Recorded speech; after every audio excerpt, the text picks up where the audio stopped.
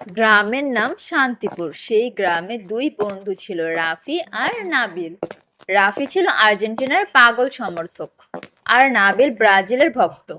বিশ্বকাপ এলেই তাদের মধ্যে শুরু হতো তর্ক বিতর্ক।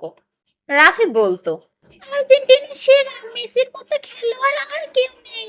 নাবিলও সাথে সাথে বলতো, ব্রাজিল 5বার বিশ্বকাপ জিতেছে, ব্রাজিলই আসল রাজা। একদিন গ্রামের মাঠে বড় পর্দায় খেলা দেখানোর আয়োজন হলো। সবাই খুব আনন্দে মাঠে জড়ো হলো। রাফি আর নাবিলও এলো। কিন্তু খেলা শুরু হওয়ার আগেই তাদের মধ্যে ঝগড়া শুরু হয়ে গেল। আজ ব্রাজিল হারবে। না, আজ আর্জেন্টিনা হারবে। তর্ক করতে করতে একসময় তারা একে অপরকে খারাপ কথা বলতে শুরু করলো। তাদের এই ঝগড়া দেখে আশেপাশে মানুষও বিরক্ত হয়ে গেল। ঠিক তখনই গ্রামের মসজিদের ইমাম সাহেব মাঠের পাশে এসে দাঁড়ালেন। তিনি বললেন, বাচ্চারা, তোমরা কি ফুটবল ভালোবাসো নাকি ঝগড়া ভালোবাসো?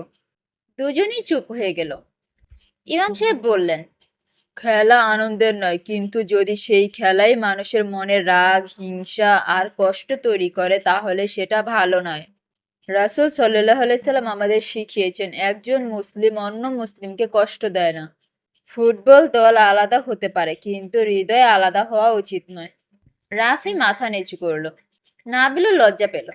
এরপর ইমাম সাহেব একটি ছোট্ট গল্প তাদের শোনালেন। দুই বন্ধু ছিল, একজন এক দলের সমর্থক আর একজন অন্য দলের।